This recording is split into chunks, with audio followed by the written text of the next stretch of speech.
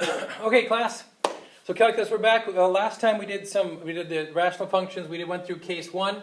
Now we'll go right into case 2. So we have an example up here where we have a rational function. We'll just call it y equals 2x squared plus 4x plus 2, dividing that by 3x minus 12. First thing, let's figure out what is the domain. Okay, so domain is no good when the denominator is 0. So right away, I think what I'm going to do is I'm going to try to factor this. You know what? And I've got some things set up here. Let's just factor this. Remember that this will equal 3 times the quantity of x squared minus 4. And that's the same as 3 times x plus 2 times x minus 2. Okay? The top, that's 2 times the quantity of x squared plus 2x plus 1. Hey, that's 2 times the quantity of x plus 1 times x plus 1. All right. That's going to help us do this a little bit quicker. So if I ask for the domain, I just look at the denominator and I say, you know what? Hey, x cannot be negative 2 or positive 2. What are my x-intercepts? Okay? Or what's the way to call it? The x-intercepts here? Or the zeros? Or when the numerator is 0. When is that numerator 0? When x equals negative 1 or negative 1. I guess it's just negative 1 twice. Its multiplicity is 2, right? It's happening twice. Are there any holes? So, holes, question mark? Well, this only happens when the denominator is only 0 at negative 2 and 2. Numerator is 0 at negative 1. They're not the same. There's no holes. Okay? Vertical asymptotes. That happens when the denominator is 0. When is the denominator 0? We have 2 of them. And x equals 2, and x equals negative 2. Notice I have to list that twice. So if I'm going to go graph this, I already know some things about it. I know that at negative 2, I have a vertical asymptote. And at positive 2, I have a vertical asymptote. And I have x-intercept at negative 1, so at negative 1, I have a 0. We know that so far. What if there's a y-intercept? Sure, y-intercept, if you want to think about that, we can put it right up in here.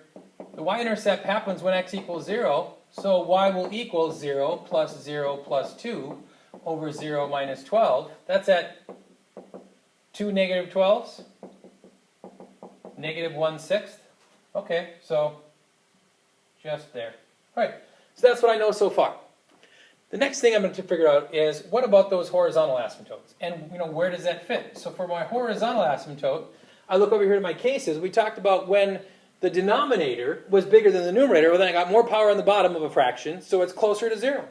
When the numerator has more power, we're going to get to that, but when they're equal, then they both have some power, and that power comes from the leading coefficients. So I got to look for the leading coefficients, so I'll look back here and say, what are my leading coefficients?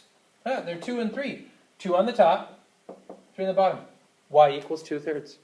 Because this was case 2, where they both have power, they both combined to give me my horizontal asymptote at y equals 2/3.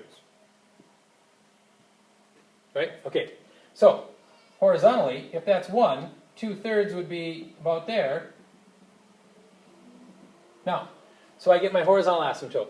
Now I say, let's go ahead and graph this. Well, to do that, you're going to want to put points in. Now, you have calculators, so I can't begrudge you for using those, but you're going to need this to know where those lines are and to label everything correctly. But when you go to your calculator and you check this out, as I approach negative 2 from the left, it goes up to positive infinity. As I approach it from the right, it's down at negative infinity, and it comes up here, and it slowly works its way back down. Okay? And then as I get over here, it's up at positive infinity again, and then it's working its way down to that 2/3. That's got to go straight up. And so we will be able to build our graph from that information. Okay? So now we've done a case 1, we've done a case 2, case 3. Well, in case 3, the numerator has more power than the denominator. Okay? And when the numerator gets more power than the denominator, change color so you know that I have a new problem here. But we're going to have to, well, if the top of the fraction is bigger than the bottom, doesn't it go off either to positive infinity or negative infinity? It's got to happen. And that's what's going to happen here as well. So let's see. If I say that y equals 2x squared plus 5x, I don't know, plus 1, and I divide that thing by, or wait a second, I bet you I did a minus, yeah, I did a minus 1. only because I want to make sure I don't make any mistakes, over x minus 3, okay? Well, we'll run through this whole thing again. Again, domain. X cannot equal 3.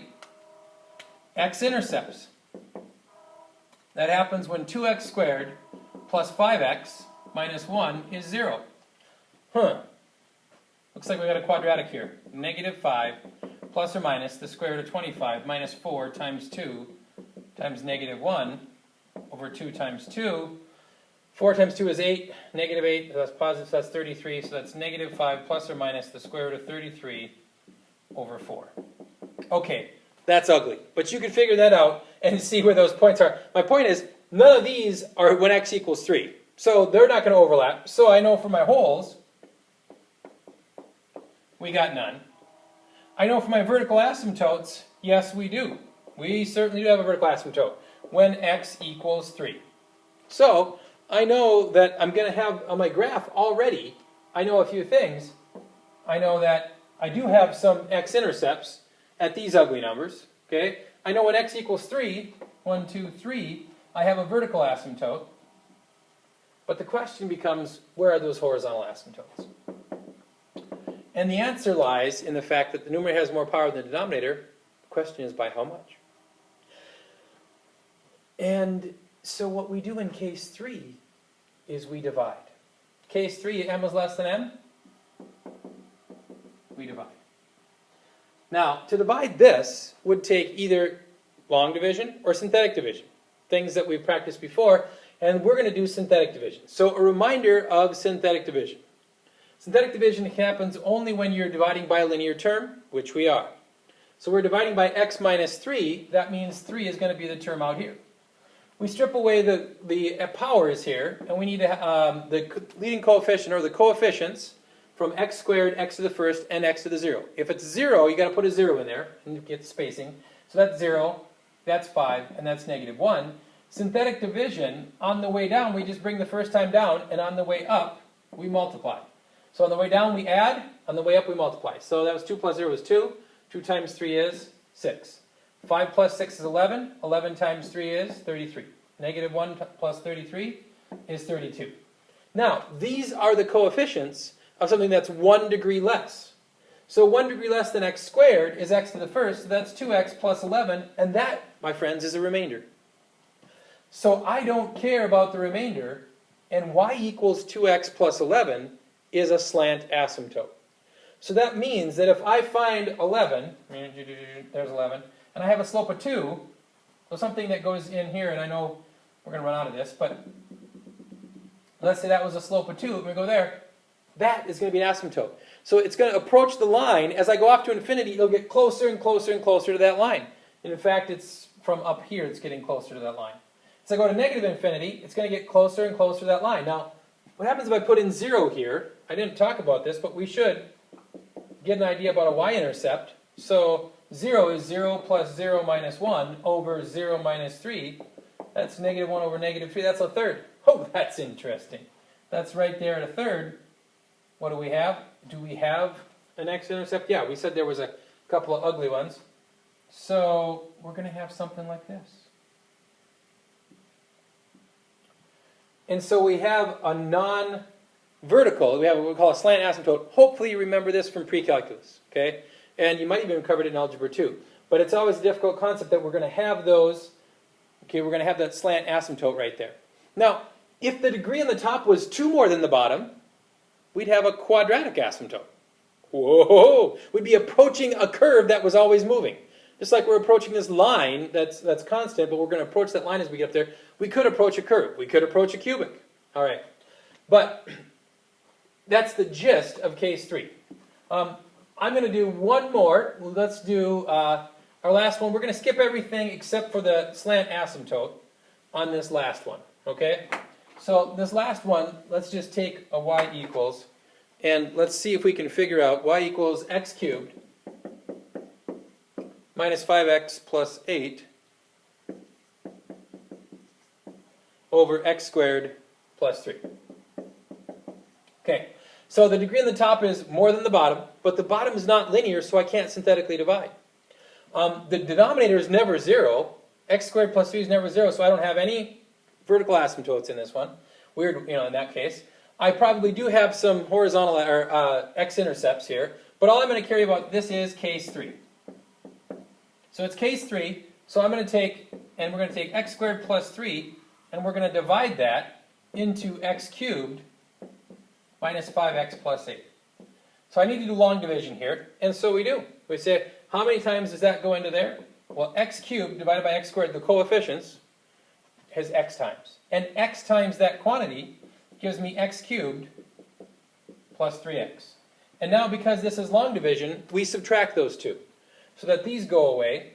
Negative 5x minus a 3x is negative 8x. 8 minus 0 is 8. I get negative 8x plus 8. Now I divide again. This coefficient, wait a second. Does that go in there? No. That's a remainder because this degree is 1 and that degree is 2. That means that's a remainder, and I don't care about remainders. All I care is my case 3, my horizontal. I have a slant asymptote, so if you know horizontals, I have a slant asymptote here, and that's at y equals x. So I know that when I go graph this one, that y equals x will be a slant asymptote. And in fact, it never does anything else. This one's kind of weird because it kind of approaches this, and then let's see what I do. I graph this one. It approaches, it's on this thing, it does a wiggle, and then it goes back and approaches that. And it's almost on there. But its domain was all rails. So that was a little review of what happens in case 3. We have to remember how to synthetically divide and long divide to figure out where that slant asymptote is. More importantly, though, is that you have this process of picking out all these pieces, okay? Of being able to figure out the domain when the denominator is 0. Figure out the x-intercept or zeros when the numerator is 0. Anything in common, that's the location of a hole. Otherwise, x equals is a vertical asymptote. And then horizontal asymptotes are these 3 cases. So that's just an overview of that. We'll practice. You have a homework assignment now, and tomorrow there'll be a practice worksheet doing through all these again. So hopefully it'll sink in with a couple of days, and we'll remember what you've learned in the past. Or if it's brand new, you've learned it new, and we'll have an idea what we're doing.